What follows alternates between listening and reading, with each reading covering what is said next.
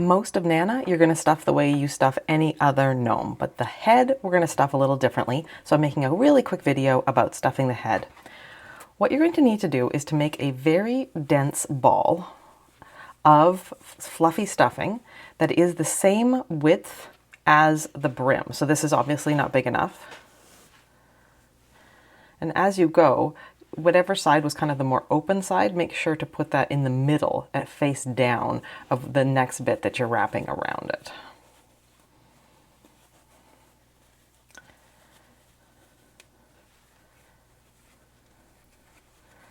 All right, so this looks about the right size, and I'm pinching it together. So I know that when I let go, it's going to expand a little bit and kind of get jammed in there. If this is not big enough, it's not going to stay put, which is what we want from this, this head. So we will try this out. Still looking a bit small. All right, I'm going to grab more stuffing. So this is our open side, so I'm just going to put that onto this larger bit, the next layer here. So let's try that and see what happens. What we're looking to do is stuff it so that it's as wide as the brim and goes up to about here. So about the second decrease is the highest we want it stuffed so that the hat can fold over. So keep that ball held in your hand and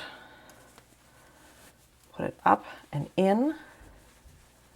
So that looks about right to me. Once you're finished stuffing, you can come back and play with this a little bit, but make sure that you like the way it's shaped roughly, that there's no lumps and bumps.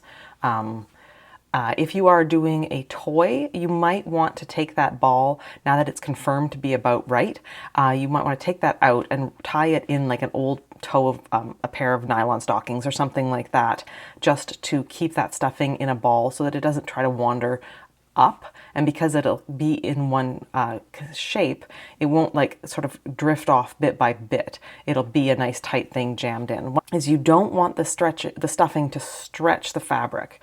So we don't want to have this ball be so big that it looks like our stitches are starting to spread apart and we can see the stuffing through. So just keep tabs on that. It's kind of a fine balance to have enough of a head in there that it's going to stay kind of jammed in and nice and tight, and that it is also not distorting things. So that is how to do the head. The normal gnome stuffing things apply for the rest of it. I'll link a video to those principles down below. It's also linked in your pattern.